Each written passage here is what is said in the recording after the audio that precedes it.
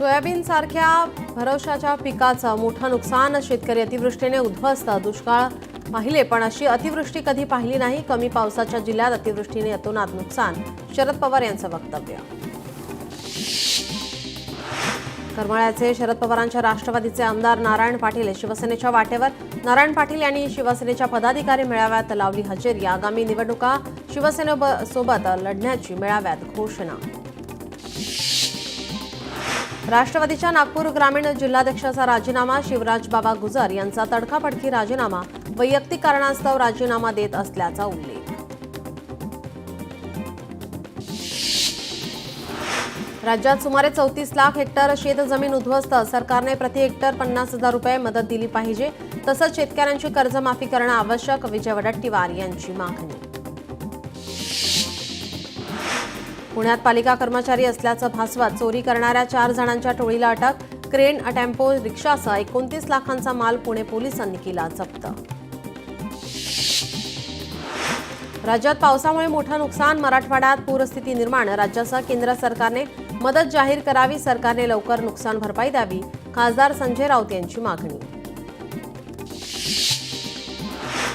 महाराष्ट्रात ओला दुष्काळ जाहीर करून महाराष्ट्रातील शेतकऱ्यांना सरसकट कर्जमाफी द्या, सुप्रिया सुळे यांची मागणी। भंडाऱ्यात आमदार नरेंद्र भोंडेकरांच्या नेतृत्वाखाली शिवसेनेत प्रवेश, माजी जिल्हा परिषद सदस्य ठाकचंद मुंगुसमारे आणि माजी नगरसेवक नरेंद्र बुर्डे यांच्यासह अनेक कार्यकर्त्यांचा पक्षप्रवेश। राज्य मंत्रिमंडळाची आज बैठक, मराठवाड्यातल्या अतिवृष्टीवर चर्चा होण्याची शक्यता, नुकसान भरपाईच्या दृष्टीनं काही निर्णय होणार का याकडे नजरा। नाशिकमध्ये पत्रकारांवर हल्ला प्रकरण घडलेला प्रकार अत्यंत निंदनीय, राष्ट्रवादीचे मंत्री नरहरी झिरवाळ यांनी व्यक्त केली खंत। अमरावतीत सरकारने ओला दुष्काळ जाहीर करावा, तसंच कर्जमाफी करावी, खासदार बळवंत वानखेडेंची मागणी, सरकारचा एकही मंत्री शेती बांधावर नसल्याची वानखेडेंची टीका।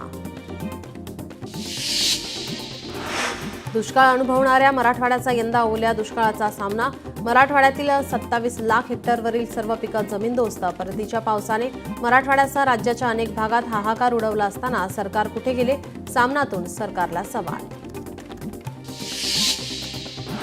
राज ठाकरेंच्या विरोधातील याचिकेच्या योग्यतेवर न्यायालयाचा सवाल, याचिकेत जनहित काय, उच्च न्यायालयाचा याचिकाकर्त्यांना सवाल, राज ठाकरे आणि मनसेकडून होणाऱ्या प्रक्षोभक वक्तव्य आणि मारहाणीच्या घटनाविरोधात जनहित याचिका। जालन्यात परतूर तालुक्यातील गोळेगावला पुराचा वेढा, गोळेगावमधील 2000 नागरिकांचं स्थलांतर, जवळच्या लोणी या गावात सध्या तात्पुरतं स्थलांतर, जवळपास 500 नागरिक गावातच अडकले।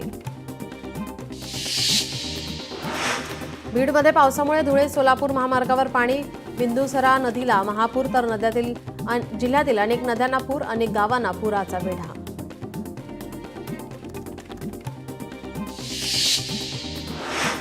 धाराशिवमधील आंबी गावातून भूमकडे जाणारा संपर्क तुटला, जयवंतनगर येथील दुधना नदीच्या पुलावरून प्रचंड वेगाने पाणी, जनजीवन विस्कळीत।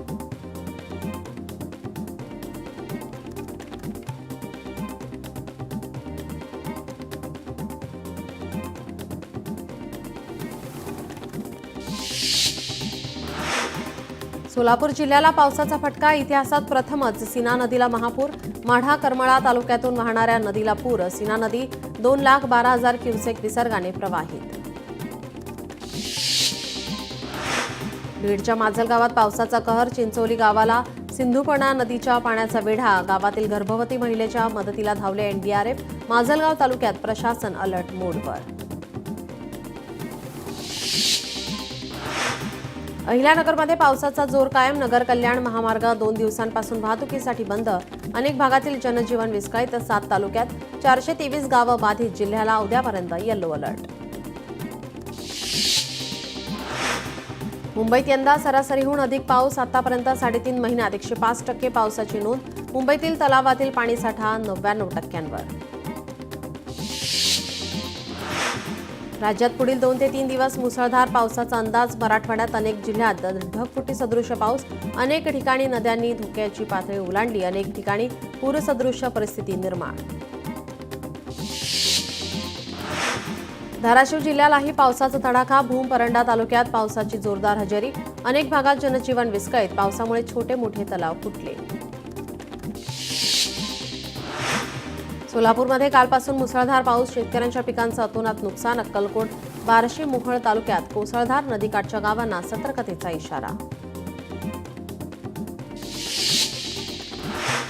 बीड जिल्ह्यातील सर्व शाळा आणि महाविद्यालयांना सुट्टी जाहीर. अतिवृष्टीमुळे अनेक नद्यांना महापूर. जिल्ह्यात अजूनही पावसाचा हवामान खात्याचा अंदाज.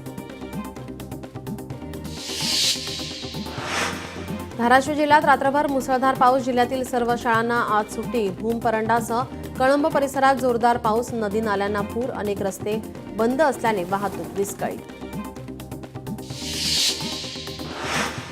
धुळ्यात मुसळधार पावसामुळे शहरातल्या विविध भागात पाणी. जनजीवन विस्कळीत. पोलीस अधीक्षक कार्यालय, रुग्णालय, शाळा, महानगरपालिका सखल भागातील रस्ते पाण्यात. धाराशिवमध्ये पुरामध्ये नागरिक अडकले. खासदार ओमराजे निंबाळकरांनी एनडीआरएफ जवानांसोबत केली नागरिकांची मदत. घराच्या छतावर अडकलेल्या कुटुंबियांची सुखरूप सुटका. बीड तालुक्यात नांदूर हवेली गावात पुरात 36 लोक अडकले. नागरिकांच्या बचावासाठी एनडीआरएफ पथक हवेली गावात दाखल. सोलापुरातील ग्रामीण भागातील शाळांना आज सुट्टी जाहीर. सतत पडणाऱ्या पावसामुळे शाळांना सुट्टी जाहीर. भिवंडीत संध्याकाळपासूनच पावसाची रिपरिप. वंजारपट्टी नाका परिसरात पाणी साचलं. पाण्याचा निचरा होत नसल्याने नागरिक त्रस्त. नाल्याच्या पाण्यातून नागरिकांचा प्रवास. मराठवाड्यात पावसाचा हाहाकार. 28 सप्टेंबरपर्यंत वादळी वाऱ्यासह पावसाचा इशारा. बीडमध्ये ढगफुटी सदृश परिस्थिती. हवामान विभागाचा इशारा. इतरही बातम्यांचा आढावा घ्यायचा आहे, मात्र बुलेटिनमध्ये घेऊयात एक छोटासा ब्रेक.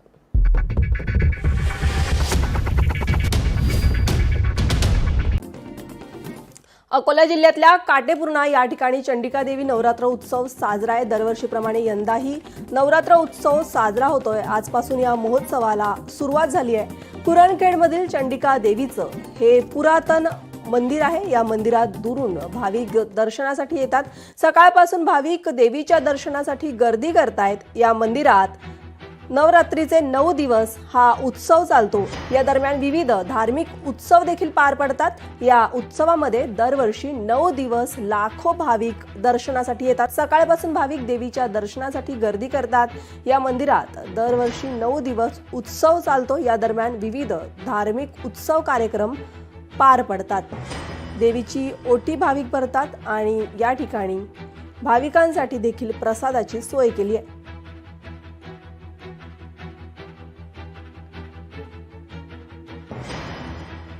आज नवरात्रीचा पहिला दिवस आणि चंडिका माता पुरणखेड येथे जे माता राणीचं जे मंदिर आहे इथे आमचा अकोल्याचा जय श्रीराम ग्रुप हा दरवर्षी पहिल्याच दिवशी सर्व ग्रुप दर्शनाला येतो आणि आम्ही सर्वांनी एकच मनोकामना प्रार्थना मातेच्या चरणी केलेली आहे की सर्वांना सुख समृद्धी दे, अकोलेकरांना सुखात ठेव आणि सर्वांना आरोग्यदायी हे वर्ष जाओ हीच शुभकामना आणि माता राणीच्या चरणी आम्ही प्रार्थना केली.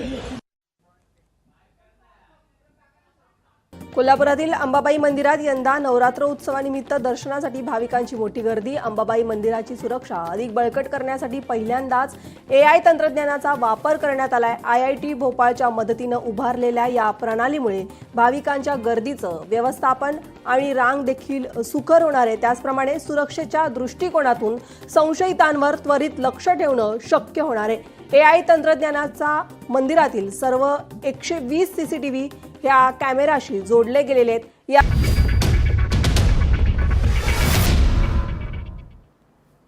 ब्रेकनंतर आपलं सर्वांचं पुन्हा एकदा स्वागत. आता घेऊयात इतर बातम्यांचा वेगवान आढावा. नांदेड शहरात पावसाची हजेरी. 2 दिवसांच्या विश्रांतीनंतर पावसाची हजेरी. पुढील 3 दिवस नांदेड जिल्ह्याला येलो अलर्ट. हिंगोली दमदार पाऊस. शेतकरी महिलांसह चिमुरडे अडकले पुराच्या पाण्यात. जळगाव जिल्ह्यात पावसाचं थैमान. हजारो हेक्टर शेतीचं नुकसान. गावाला पाण्याचा वेढा.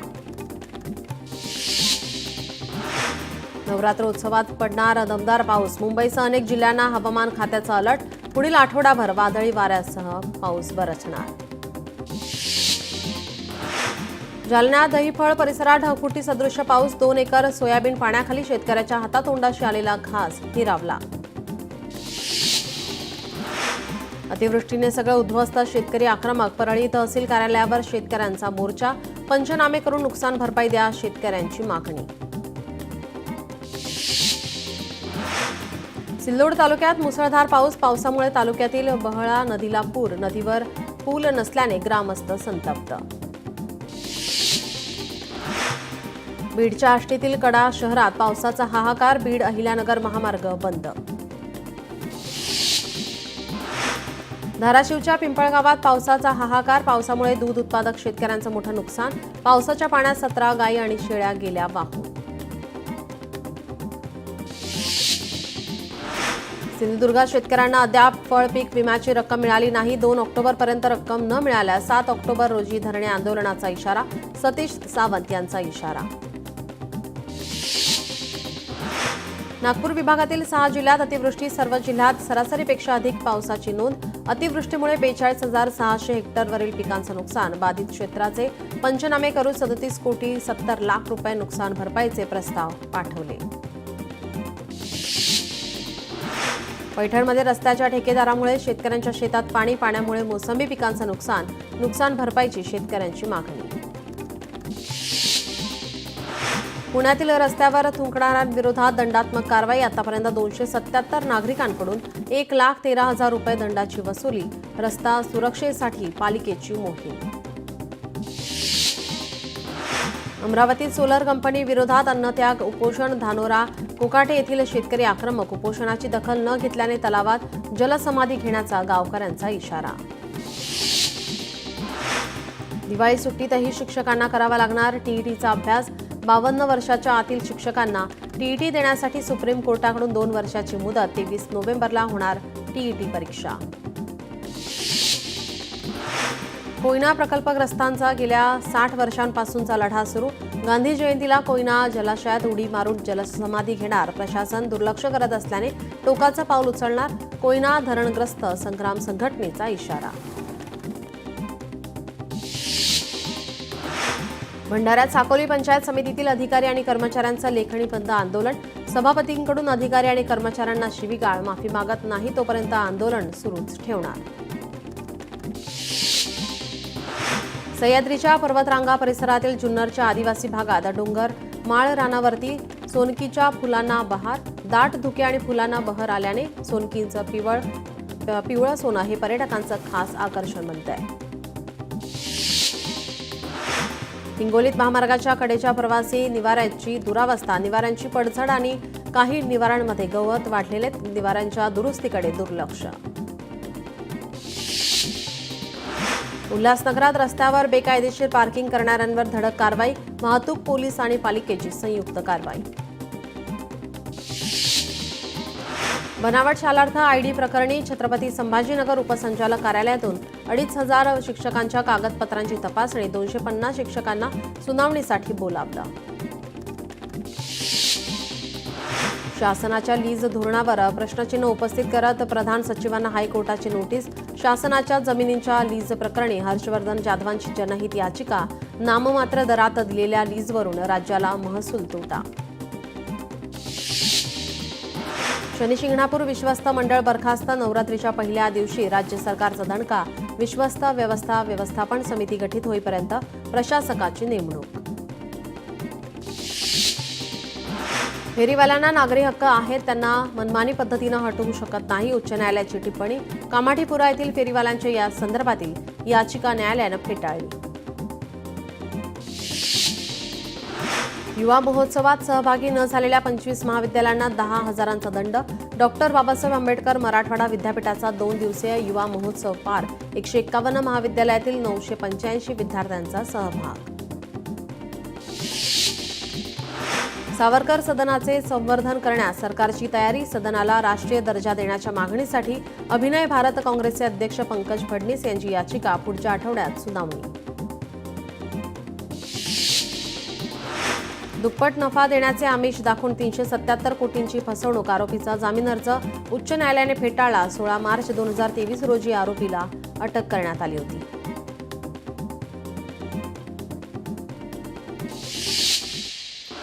या बातम्यांचा